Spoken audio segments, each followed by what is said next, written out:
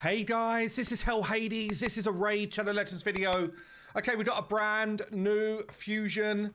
Hopefully you guys are not feeling too burnt out. So we're kind of going from like fusion into Titan event, into fusion, into Titan event, which, I mean, it always felt pretty dense when it was fusion into small gap into fusion, but now it's kind of relentless if you do the fusion and the Titan event back to back. So hoping you guys are managing to find that kind of like nice balance of play and enjoyment, really. You know, it's a game. We're meant to be playing it for fun. So let's take a look at this guy, Titus Black Plume. Let's have a look at him on the spin round first. Shield looking absolutely freaking badass. Love that, actually. Yeah, the shield's sweet. Sword pretty cool as well. Not gonna lie, this guy looks cool. Okay, looks pretty sweet. Looks pretty sweet. Let's see what raid I've got to say about him first, and then I'll dive into his kits. So on the 3rd of July, which is a week from today, we're planning to launch a mixed fusion event. Mixed fusion generally means you have to collect fragments for epics, and then you create those epics into the legendary. So I don't have any information on the epics that could be up for grabs yet, or the epic.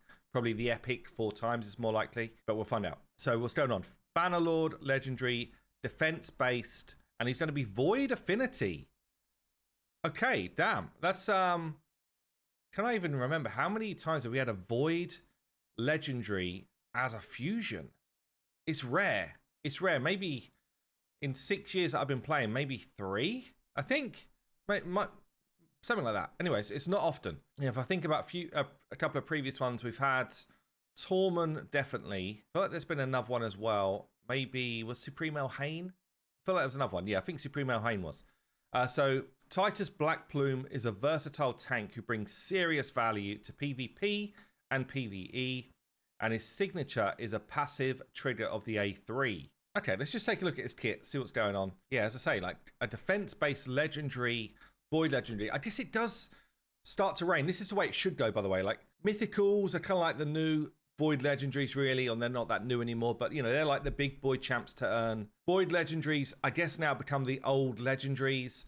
Old legendaries are kind of like the old epics in terms of structure of the game since mythicals came in. So Ravenblade attacks an enemy 40%, books up to 60% chance of putting block active skills on an A1. Can actually use that in a bit of Chimera. This effect cannot be resisted if this champion is under a shield. Okay, damn. 60% irresistible block active skills. Whenever an ally counterattacks, teams up with allies to attack, or instantly activates a skill, also has a, again, 60% chance to place block active skills for 2 turns on a target. I mean, I'm assuming they mean this guy does it. I'm assuming that this is saying if he counterattacks, is involved in an ally attack, or instantly activates a skill to attack, then he's got a chance to place it. But it reads to me like if somebody else is counter-attacking, they've got a chance to put block active skills on. I don't think that could be the case, because how the hell would they code that? That would be weird. So I think it's just, it's kind of unclear in the text, but it reads like if someone else is doing an ally attack, they've also got a chance to put block active skills on, which I would be surprised if that's actually the way it's meant to read. Right, Student of War, books down to 3 turns. But comes in as a 5-er. Attacks an enemy. This attack is always a crit if this champion is under a shield. So no accuracy needed if he's under a shield, and he always crits if he's under a shield. That's mad as well, because you put him in a blood shield set, or 1 blood shield piece, and I think it triggers the shield before it happens. So that might guarantee you a crit just wearing 1 piece of blood shield. I'm not sure. We'll have to test that. This attack also gains a damage boost equal to the value of the shield. So you'd rather have a big shield on him if possible. Removes all debuffs from all allies if he kills someone. So full cleanse for your team if he takes down the enemy. If the target survives, places a provoke debuff on all enemies instead. This effect cannot be resisted if this champion is under a shield. Again, so it's a little bit situational, because if you don't guarantee shields, then you need accuracy for this stuff. But I guess you want to try and guarantee shields to make this really good. You've then got Androx Confidence. Androck is the mythical from this faction. So we've got here 5 turn books down to 3. Places a 50% ally protect, an increased attack, and an increased speed buff on an ally for 2 turns, and fills that ally's turn meter by 40%. Instantly activates this skill at the end of an ally's turn if they've got no buffs and their HP is lower than 100%. So if anyone's taking a hit, it's just going to use this skill. If there are multiple champions on the team, only one will activate. That's pretty crazy and pretty weird. So again, he's trying to protect somebody, basically your nuker, who's an attack-based champion, make them go faster, give them their turn, but it looks like it's going to be pretty hard to guarantee where that's going to go. So, and it's at the end of an ally's turn if they've got no buffs. So the first ally to go who has no buffs and has been hit will gain these buffs, I think. Again, it's one of these ones that I feel like you need to test.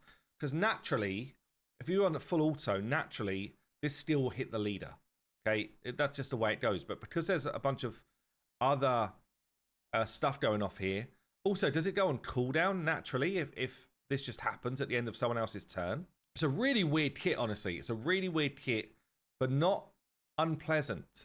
We've got a passive here. Each time an enemy hits an ally, that ally's next attack will deal 10% more damage for each hit they take, up to 100%. So if the clan boss smacks you 4 times, which he does regularly, by the way, each time an enemy hits an ally. So every ally is gaining this stack. Is that right? Every ally is just stacking up more damage until they ever go. Again, crazy. So let's take clan boss. Every time clan boss goes on an affinity, so when he changes affinity, he hits you 4 times with his AoEs. So you're going to get 40% more damage on every ally as soon as the clan boss takes a turn. Again, I don't know if I'm reading it right, but I think I am. Each time an enemy hits an ally, and of course you can have multiple hits in a hit, that ally's next attack will deal 10% more damage for each hit they take. The damage increase resets after that ally deals damage. So take Marius. Marius is one for always just throwing attacks on you, like triple hits out of nowhere in arena. You're going to get 30% damage boost every time he does it. Crazy. And then we've got increases void ally HP in all battles by 40%. Really interesting champ. Like he doesn't jump out at me to be like, oh yeah, this is his role, but he's obviously meant to protect a nuker. He's meant to have some pretty interesting mechanics if you can keep him shielded, and he's potentially like a good damage boost for your PvE. Don't know, guys. What are you saying here? Where would you run this guy? What do you think he's best for? I think he's kind of one of those ones that's maybe too interesting to miss or to skip, but will take a bit of time in terms of like playtesting and running in squads before he finds his place. I definitely think he's interesting. Let me know what you think down below. I've been Hell Hades. I'll see you soon.